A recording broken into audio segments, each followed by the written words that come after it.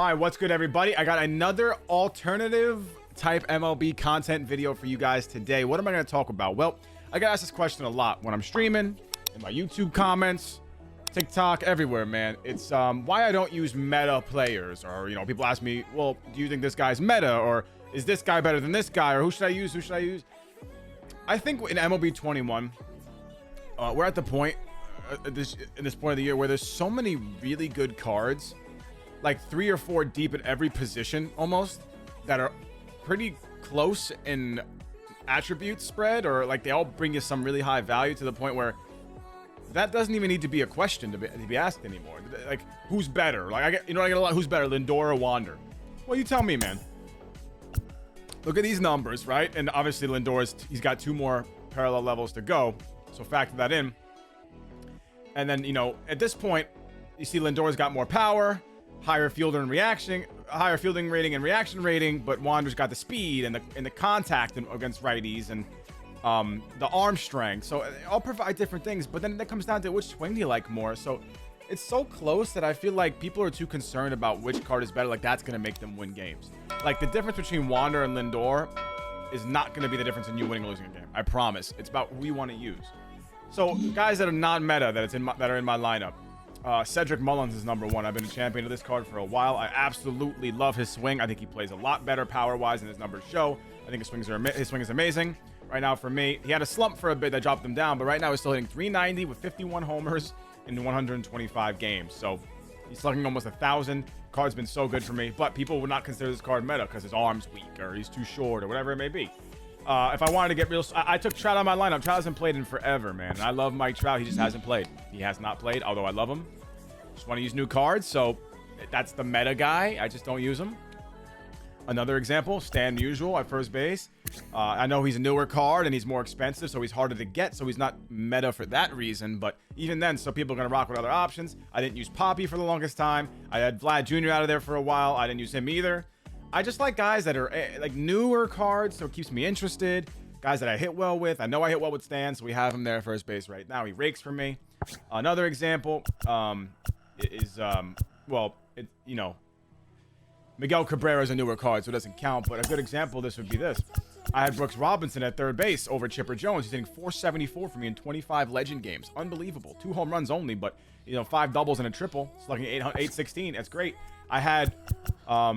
I started Kyle Seeger at third base over Chipper for about a month and a half. He's hitting 476 with 47 home runs for me. I absolutely mashed with this card. It's about cards you're really good with if they're close enough in attribute points in that point of the year. So when I was using Seeger, per 9s for pitchers weren't that high yet, so the 98 wasn't that bad, and the 93 contact weren't that bad.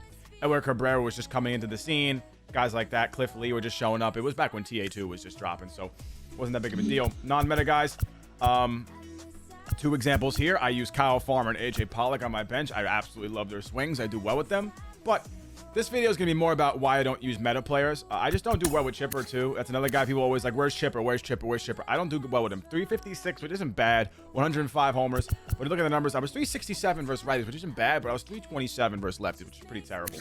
But, maybe he'll make a comeback in the lineup just so he could, mess around with. But at this point, I'm going to use newer cards that I want to use. So we have Miggy at third base. But, why do I use Kyle Farmer? Love his swing. I love his versatility. Am I hitting well this year with Salvi Perez? I know he's 125s versus lefties and a backup catcher. That's the usual platoon there. When I had Schwarber, at least, starting behind the dish.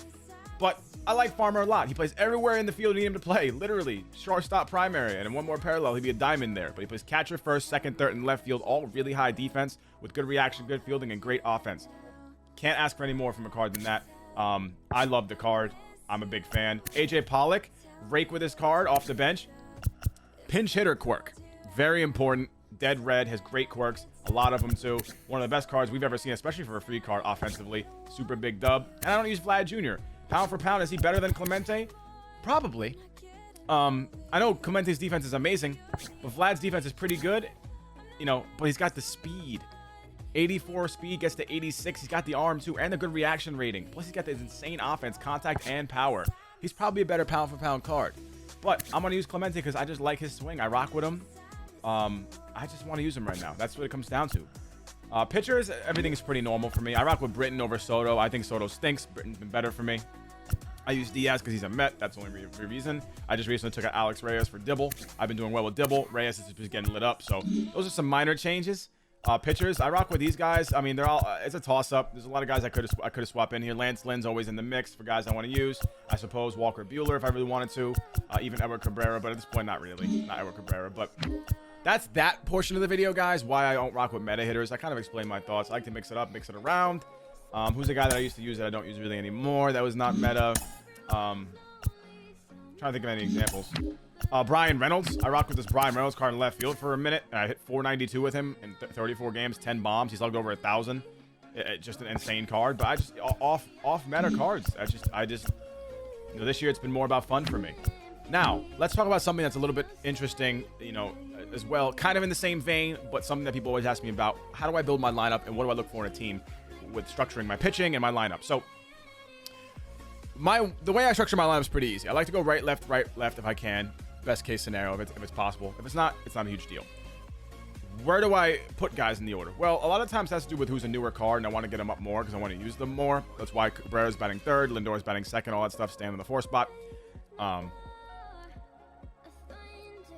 Mookie Betts lead off because he's been my best hitter overall. He currently in Legend games, he's got 69 games played, very nice. 395 batting average, 34 home runs. He's slugging 952 with an OPS of 1.37.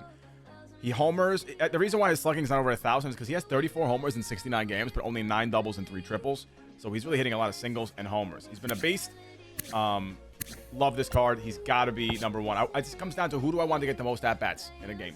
That's Mookie Betts right now at this moment. Lindor and Cabrera and Stan, 2, 3, 4. Newer cards. Want to get them parallel. That's another reason why they're there as well. Trey Turner in the 5 spot. I'm trying to get him up. I know he's already parallel 5. And whatever that may, you know, whatever it is, whatever the deal is. But at this point, he's just so good. It's hard to put him in the bottom. I know Piazza. I'm going to make the change only because I need Piazza to get ABs. I love Trey, and he'll be there, but I need him to get ABs. I'll have him bat 8th because I need Clemente to get... I got to get parallel. That's what it comes down to. Cedric's only in the 6th spot because he's a lefty.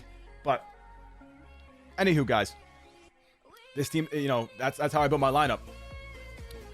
It's about the newer cards, but the guy on the top is going to be who I want to get up most. And right now, Mookie Betts is close to parallel 5. He's my best hitter. He just makes the most sense. So he's there. Bench. Well, Larry Walker's a gimme. This doesn't require much thought. 125s versus righties. That's his role as a pinch hitter. And he's got 125 clutch. So imagine this. Mo comes into pitch, trying to close the game out. Mo, Goose, whoever. You got Larry Walker on the bench. He's max versus righties, and he's got 125 clutch. Everything you need in that late game. Plus, you make some changes with him in the outfield. He could come in and play great defense. He's got good quirks. I like his swing a lot. Great option. Soto for me, it's a mixture of being really good with this card. His clutch isn't that high, but it doesn't matter. His contact and power versus righties is really high, and his swing is unbelievable. He is super glitchy, this dude. I square it up, it goes. I don't square it up, it still probably goes. It's insane. I can't stop using this card. He's got insane quirks too. Unfazed, dead red, breaking ball hitter, rally monkey, fighter. Like everything you need. I love this card. Farmer, I explained to you my thought process behind him. He's my backup catcher, and I guess I need to make some pinch run decisions, which never really happened, but a guy who could just kill lefties for me and even hit righties if he needs to. Pollock, same deal, and Vlad is just an offensive guru. 125s versus both. Power's good enough versus both sides to not have to worry about the 125s. His number's insane with the 125 clutch, and he can run a little bit too. So that's how I construct my lineup and my bench. It's really not that crazy. I move a lot of guys around. I have a lot of first basemen I want to get parallel 5, including Eddie Murray, who's a demon, but you know, right now I'm running who's new. That's what my lineup comes down to. I keep explaining this to people. It's not about meta. You don't need, if you're good enough to compete with cards, man, you don't have to worry about meta. Just use who you're good with. Because if you're really good with Clemente, okay, so you know how I said Vlad Senior is pound for pound, in my opinion, better than Clemente? If I'm better with Clemente, why the hell would I not use him? I'm gonna get more value. If I'm hitting 200 with Vlad Senior, but I'm hitting 350 with Roberto, why would I not use Roberto? Just because I'm worried about meta. That's an issue I have, and that's something I want people to keep in mind. Pitchers, like I use pretty standard pitchers. It's not that big of a, you know, it's not that crazy. This isn't groundbreaking information. I'm working on this Felix. I do think at parallel 5 he'll be a lot better than he is now, and he's picking up. He had a really, really good start versus a pretty good player last time I used him. So he's the only one off meta right now. Paxton, I think people sleep on him. I think he's pretty solid. ERA looks a little high because he had a couple outings. We got blown up, but you know, 10 wins, .97 WHIP. He does it for me. He gets wins. I like the card. Bullpen, I explained my bullpen. It's pretty conventional. Zach Britton is a choice between him and Soto.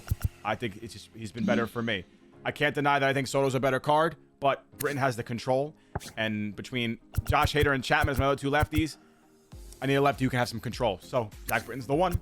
Diaz, I'm a Mets fan. That's why he's there. Dibble recently came in for Reyes. Like I said, Reyes has that stamina, which I think is invaluable, but I can't stand the fact he gets lit up every time he comes in. His control is just too bad.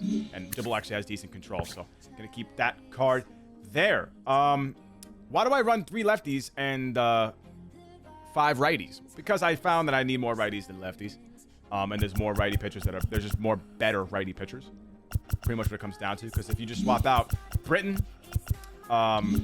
for a lefty, it's Soto, and then there's a big drop-off for lefties. The next best one, Wags. Yeah, there's that Diekman, that gold, but he can't hit a spot at all. Lefties we're down bad right now with lefties. So that's another reason why I do that. And that's pretty much it, guys. That's how I run with my team, man. I hope you enjoy this kind of video. I just want to give you my thoughts. A lot of people are interested in knowing my thought process when I play.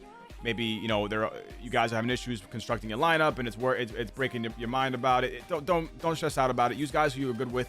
Doesn't matter. Obviously, there's guys that I can't use, despite maybe being good with them because I play on Legend. Like, I might be really nice with Jason Dominguez. I'm not great with him, but maybe I might be really nice with him. But it's going to be hard to value him high as a Legend player because his contact's just simply too low. PCI is going to be too small, and the 70 vision makes the outer tiny too. So that's another thing that just kind of hurts me there. Buxton was killed by that too.